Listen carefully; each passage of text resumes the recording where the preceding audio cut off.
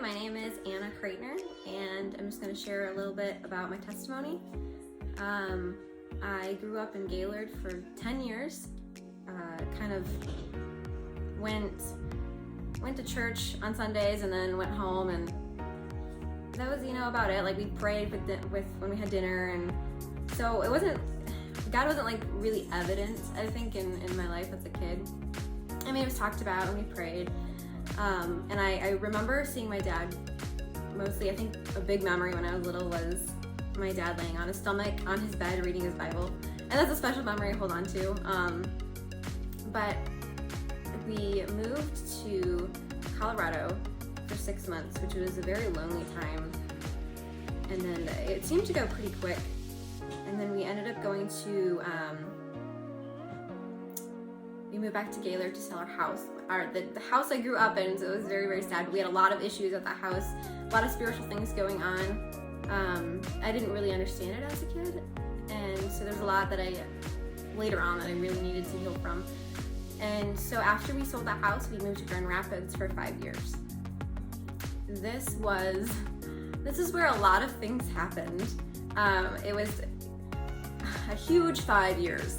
My life changed drastically. Our family, we had a lot of things going on. God really needed to intervene.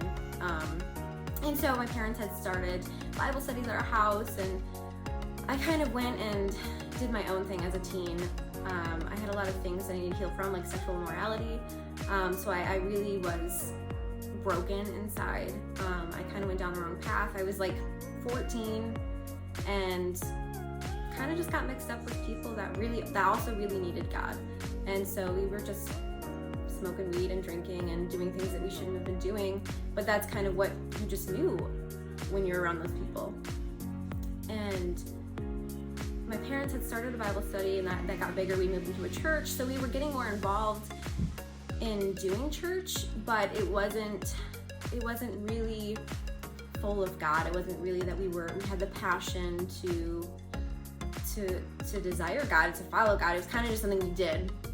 We've seen a lot of things there. There was a lady who was possessed with a demon, and that was interesting to see.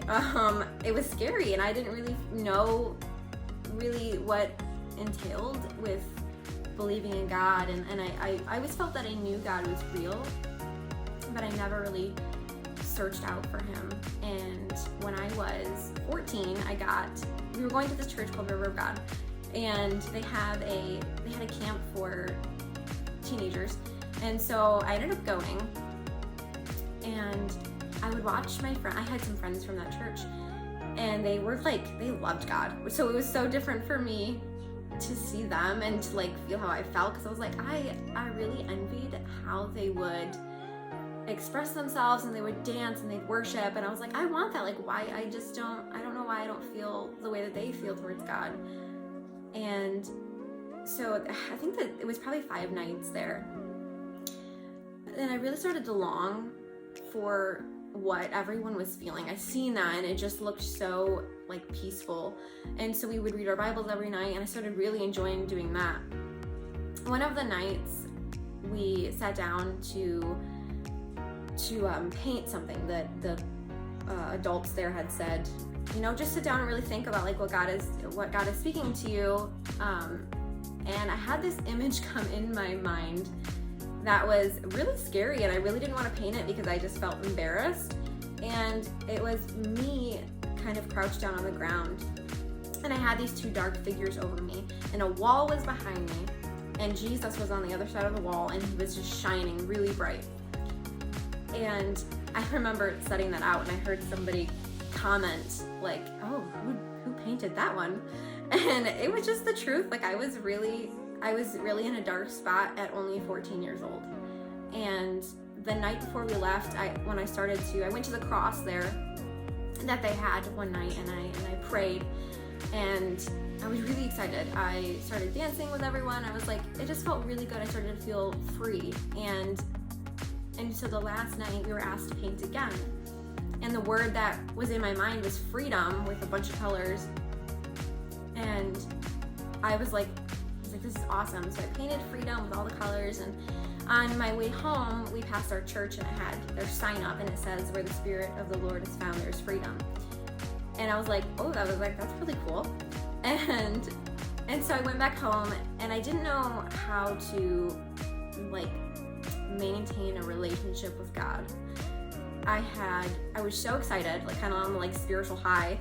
And I'd go tell my sister like everything about camp, and I would sing her the songs I knew from camp, and I'd dance around and tell her about God, which she knew about God, but she wasn't following God. And I was just sharing how excited I was, but I didn't know how to maintain their relationship. And so I fell back into the things that I was doing. I found out I was pregnant when I was 15. That really quickly turned my life around. I was very shocked. I was like, I don't know what I'm supposed to do from here. It was a huge life changer. My parents at that time, I was in Grand Rapids, my parents at that time had to go back to Gaylord for work, so I was living with my grandparents. And after I found out I was pregnant, I had to go back. And so I went to Gaylord and I met, I think I was 8 months pregnant, and I met a guy named Nick, who was friends with my brother when we originally lived in Gaylord when we were kids. And I met him at a church that we were going to, my parents were going, and I eventually decided to go one day. And so I met this guy, and I was like, oh, hi, and I talked to him, and my brother knew him well, and so I was like, you want to come over to my grandma's for chili? And so we started talking, and we just hit it off, and he had a 2-year-old boy, and I ended up having my son, and we ended up getting together. And when he would come over, I was so drawn to him because I had realized he was so willing to do anything for God, and that really stood out. Like, he'd sit on my couch and we'd talk, and he would just like talk about Jesus, and like, but it was like a real Jesus. It was a real kind of love, and he was so willing to be open about it and to just step up and do anything. And I had never really seen that in people growing up, and so I was like, whoa, this is really cool. And so we ended up getting married. I believe it was the same, maybe a year later. Yeah, a year later. After we met, we got married a year later. We've been married for 6 years, and when I think back to where I was at, it's a huge difference. I was very depressed, and I just was really broken inside. I had a lot of things that I really needed to heal from, and here I am now. I'm like, sometimes it's just funny to think about, because I've been married for 6 years, which I told myself I would never get married at 17, and I did. God had a plan, and it's very evident that he knew what needed to happen. From where I was at 14, I knew where I was going. I knew what I wanted to do. I was already living a sexually immoral life, and that's where I was heading, and that was my plan, which is not a good plan. I was really broken and hurting, and so God was like, this is what's gonna happen. And after I got pregnant, he kind of just like, here's the plan. And married, I have 5 kids now. I'm 23. I just didn't think that this is where I was gonna be, and it's such a good spot, and God has really changed my life, and even my husband's life. And we just look back now, like the things that God does for us, and he did when we first got married, have been awesome. When you give your life to God, it's just like he just blesses you, and sometimes it's such a surprising way, but it's funny. Like, I always laugh at those God moments. I think it's so great. But how I came to Christ was, I've always been up into like, my grandpa taught in churches his whole life. And I always knew about God, and I'd see people be really like close to God, and I was like, oh, I really want that. And so I always had the idea of God. After I met Nick is when it was shown to me that you can really live for God. Like, this is a thing that you actually, your life, your whole lifestyle, not just something you do on a Sunday. This is your life. And so that really put it into motion for me when I married Nick. And we ended up meeting Pastor Dave at a Burger King. And it was funny because the night before I had told my husband, that I really feel led to sing, and he felt led to teach children. And the next day we decided to take our kids to Burger King, and we met Pastor Dave, and he said that they were looking for someone to lead worship and somebody for kids, and we were mind blown. Like, I mean, that's how God works. It's just awesome. And honestly, after that, like, we left the church we were at, and we just fully went with Dave and were being used. And I had a lot of things that I had to really deal with God going through that, because I was such a shy person and I was terrified to sing. But this is like where God had really, I felt I needed to do. Like, this is what God was calling me to do. And it was a scary thing. I was terrified to do this, but I wanted to so bad. So I had to get over myself and just let God use me. And I'm still doing that, I'm still getting over myself and letting God use me. It's a day-to-day thing. And so now it's just like, we're just so blessed that after we had met Dave, I think it was a little bit before that, I had one day, I think I was pregnant for, I don't know, my second or third kid. And I was just really emotional, and me and my husband kind of had a disagreement on something, and I was just so all over the place, and I felt I was still kind of holding on to things that had happened in the past. And so I remember thinking one night, I just can't do it anymore.